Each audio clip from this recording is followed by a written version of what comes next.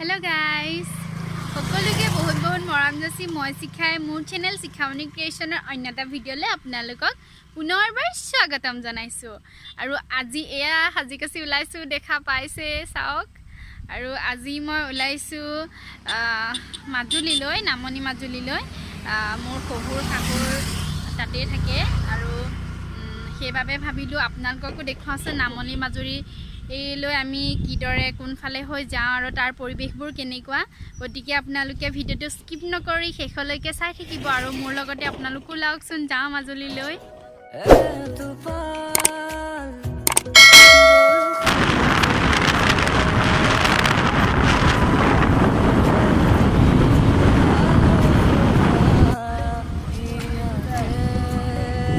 আমি গোলাঘাট টু দেৰগাঁও যিটো straight road হয় সেইফালেদি আহিছোঁ আৰু এতিয়া আমি দেৰগাঁও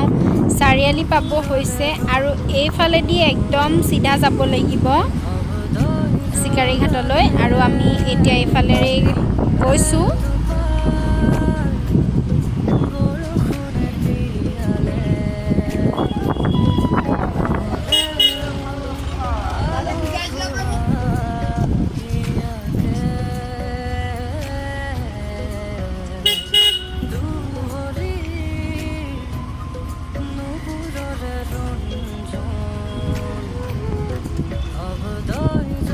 দেৰগাঁও চাৰিআলিৰ পৰা আমি এতিয়া একদম চিধা চিধা গৈ আছোঁ বিশ্বই যোনফালে ওলাই সেইটো ৰোডত ৰাস্তাৰ অৱস্থা এবাৰ চাওকচোন এইটো এটা মেইন ৰাস্তা হয় কিন্তু ৰাস্তাটো ইমানেই বেয়া কি কৈছোঁ আৰু একদম দ গাঁত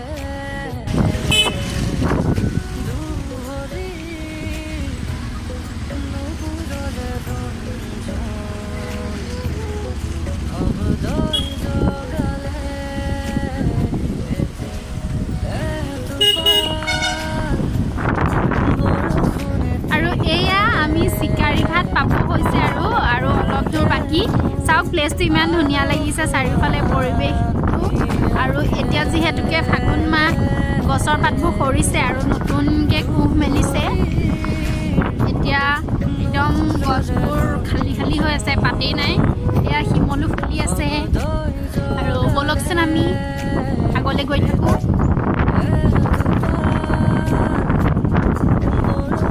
এয়া আমি পাই গ'লোহি চিকাৰীঘাট আৰু এই ঠাইডোখৰলৈ বহুত প্ৰান্তৰ পৰা ভিন্নজন আহে ইয়াতে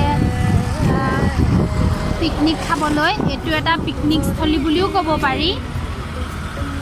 কিন্তু ইয়াৰ যাতায়াতৰ ব্যৱস্থাটো বৰ শোচনীয় ৰাস্তা ঘাট চাওক ৰাস্তাৰ দুৰৱস্থা বাৰিষা হ'লে এইবোৰত চবতে পানী হৈ যায় ইয়ালৈকে একদম পানী হৈ যায় এতিয়া যিহেতুকে পানী নাই সেইবাবে খৰাং হৈ আছে চাৰিওফালে আৰু এইদৰে দেখিবলৈ পাইছে এণ্ড ফাইনেলি এতিয়া আমি পাই গ'লোহি চিকাৰীঘাট এয়া চাওক চাৰিওফালে দেখা পাইছে একদম গোটেইখন বালিয়ে ভৰ্তি হৈ আছে আৰু এই যে বালি আপোনালোকে দেখিছে মই যে আপোনালোকক আগত দেখুৱাইছিলোঁ সেই ষ্টপলৈকে যেতিয়া বাৰিষা হয় তেতিয়া পানী হয় আৰু ইয়াৰ একদম সৃষ্টি হয় এখন মানে বিশাল সাগৰৰ দৰে হয় আৰু ইয়াত যেতিয়া পানী হৈ যায় কমেও 1.5-2 ঘণ্টা সময় আমাক ফেৰীৰে পাৰ হৈ যাওঁতে লাগে কিন্তু এতিয়া যিহেতুকে চাৰিওফালে শুকান হৈ আছে সেইকাৰণে আমি মানে অকণমান নদীৰ নিচিনাহে হৈ আছে আৰু অলপ দূৰ নাৱত যাব লাগিব আৰু নাৱত যোৱাও আপোনালোকক মই দেখুৱাম আৰু এতিয়া মানে আৰু এইফালে চাওক ইমান ধুনীয়াকৈ মই আপোনালোকক ওচৰতে গৈ দেখুৱাম টুৰিষ্টসকলৰ কাৰণে যিসকলে পিকনিক খাবলৈ ইয়ালৈ আহে তেওঁলোকৰ বাবে এটা পিকনিক স্থলী মানে ডেক'ৰেশ্যনৰ কাৰণে এটা মানে চাংঘৰ এটা সাজি থৈছে বলকচোন আমি তালৈ যাওঁ ইমান ধুনীয়া বতাহ দি আছে আৰু এতিয়া ঠাণ্ডাটো কমিছে বতাহ দিলত ভালেই লাগিছে এইফালে আমাৰ ঘৰৰ সন্মুখৰ ৰাস্তাটো বনাই আছে ট্ৰেক্টৰ অহা যোৱা কৰি আছে বস্তু বনি আছে আৰু এতিয়া আমি বলকচোন ঘৰলৈ যাওঁ এইটো ঘৰটো দেখিছেনে ধুনীয়া লাগিছে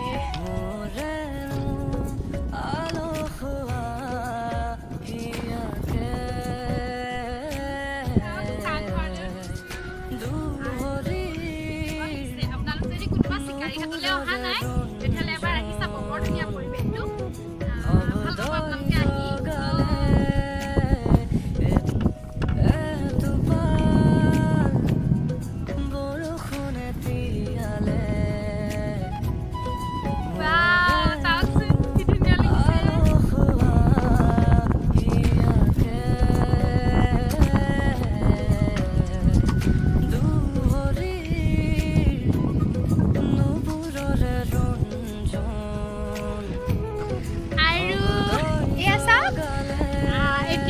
ঘৰটোৰ ওপৰত আছে এইফালে খেৰে বেৰা ঘৰ আছে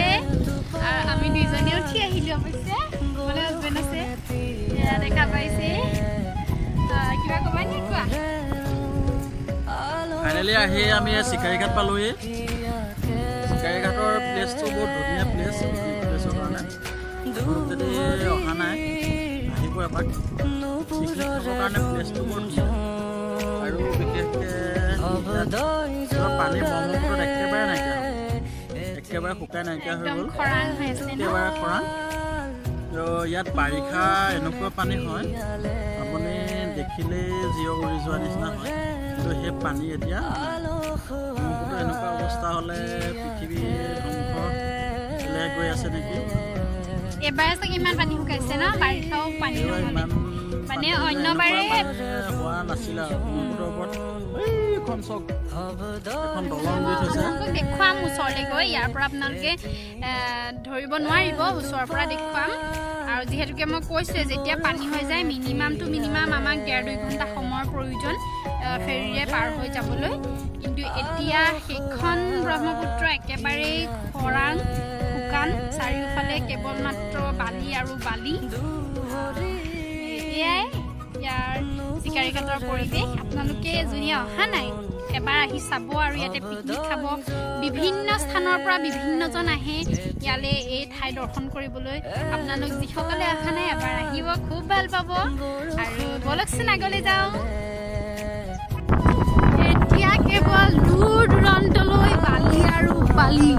আৰু এই বালিৰ মাজেৰে আমি এতিয়া গৈ থাকিম বলকচোন মোৰ লগতে আপোনালোকে যাওক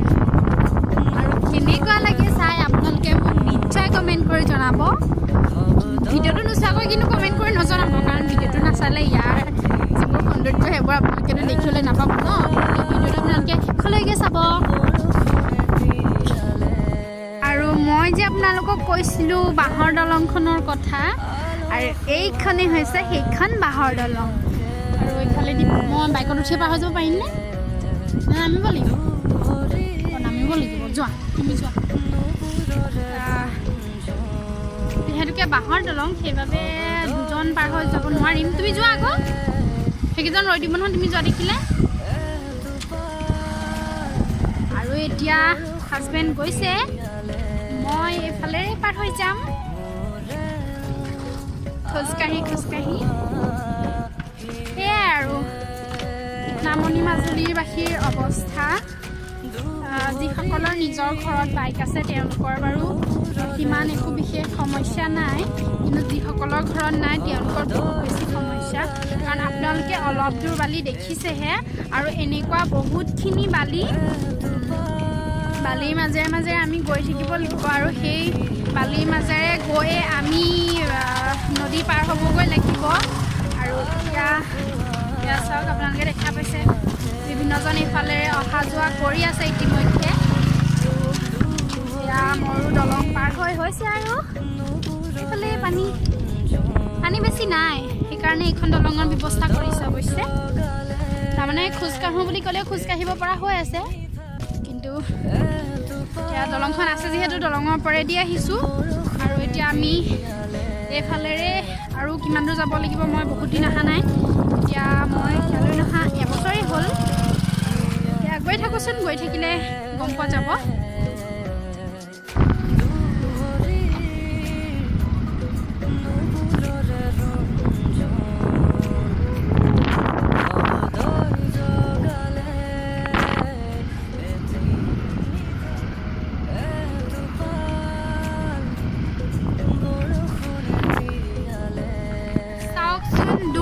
দিগন্তলৈ কেৱল বালি কিমান সময় দেখিম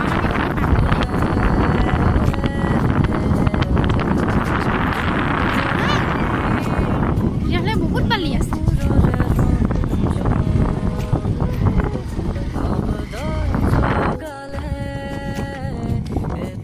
এয়া ঝাউবন ৰাস্তা ইমানেই বেয়া আধা ৰাস্তাতে মই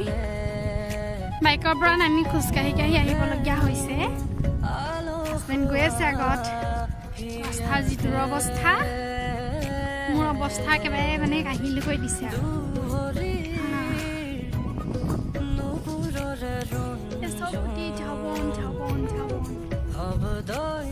ৰাস্তাৰ আগতে আৰু বেছি বেয়া আছিলে সেইকাৰণে যাবলগীয়া হ'ল বাৰু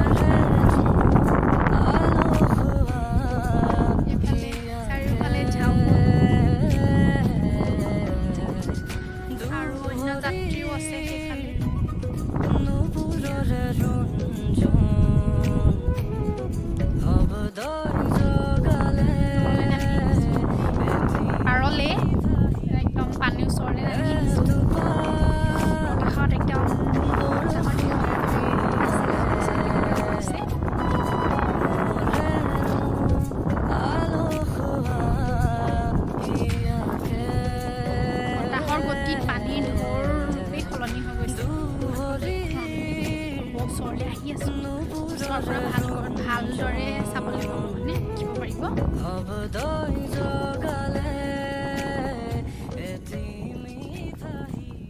নদী কাষৰীয়া অঞ্চলৰ জলবায়ু একদম ঠাণ্ডা সেয়া সকলোৱে জানে মই নকলেও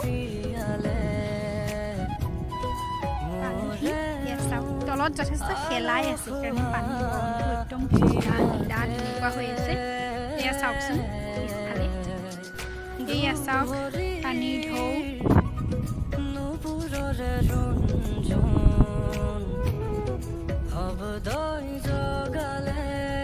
এয়া সিটো পাৰৰ পৰা যাত্ৰী আহি আছে নাৱেৰে পাৰ হৈ আৰু এই যে নাওখন দেখিছে এই নাওখনেদি আমি এতিয়া পাৰ হৈ যাব লাগিব এইটো পাৰত যেতিয়া এখন নাও লাগিবহি তেতিয়া আমি উঠিম এয়া